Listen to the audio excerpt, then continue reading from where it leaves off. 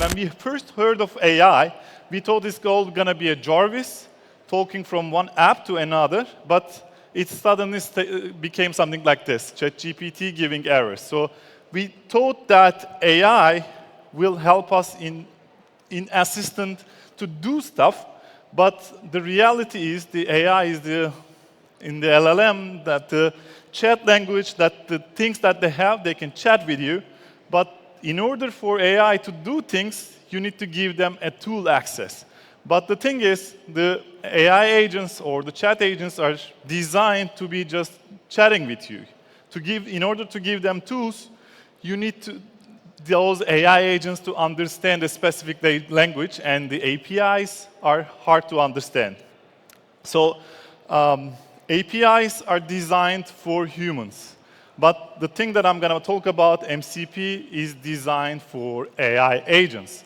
So in API, every tool needs their own key. Like you got your Gmail API, you got your Zapier API, you got your Solana API, you got your Jupyter API, like that. So every API needs a key, and you need to give them, you need to identify them, you need to tell your agent how it works.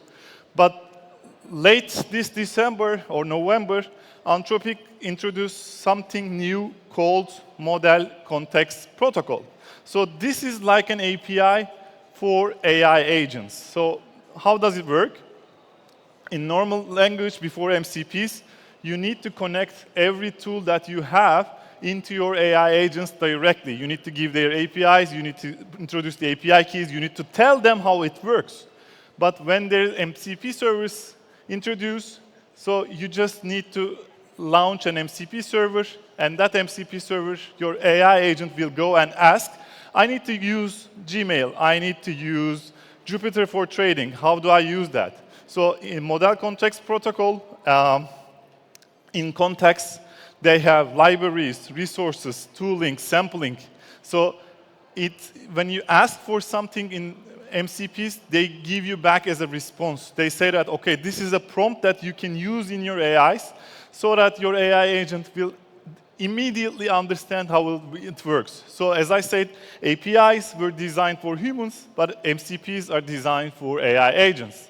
So you can think of, like, Mac users will understand, in Mac, there is always USB-C, but you need a converter for every other tool to connect your Mac server. So MCP servers are acting like these converters that you connect to your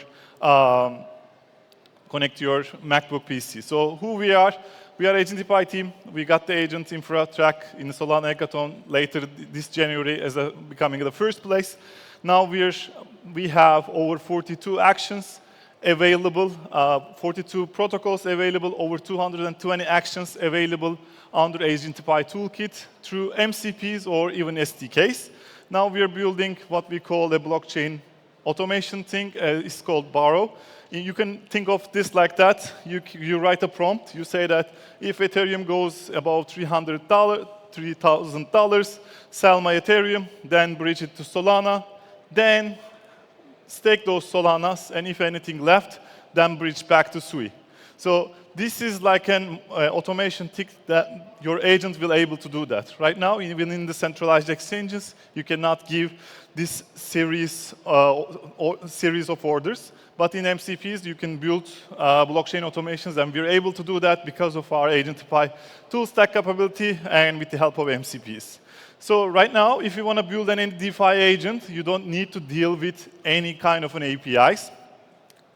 It, of course, depends on the platform, but for the major platforms, AgentPiy is supporting Solana and Base. Also, even in Solana, there is an official Solana MCP server, mcp.solana.com, so that any Solana action that you want to do, you want your AI agent to do on blockchain, you can just call that MCP server, just give that MCP server to your AI agent that will handle the rest.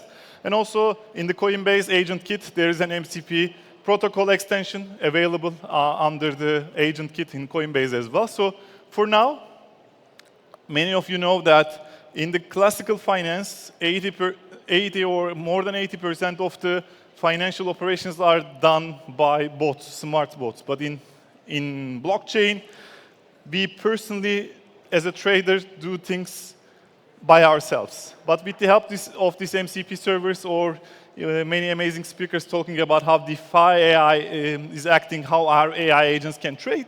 So you can build an AI agent easily and connect with an MCP server in any blockchain that you want to take actions, and AgentPiy will help you there. Solana MCPs, AgentKit MCPs are helping you there.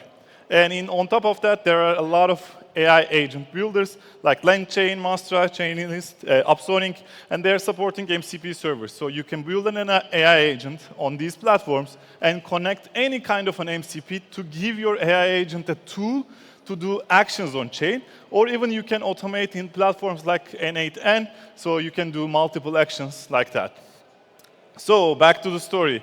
If I want to open that card, cell phone charger thing again today, right now USB-C is the dominant charger. Like even iPhones are supporting USB-C right now. So if I want to do the same job again, all I need, like in 5 or 6 years, will be just a USB-C charging cable. And this MCP service will be the only thing that you will need in the upcoming future.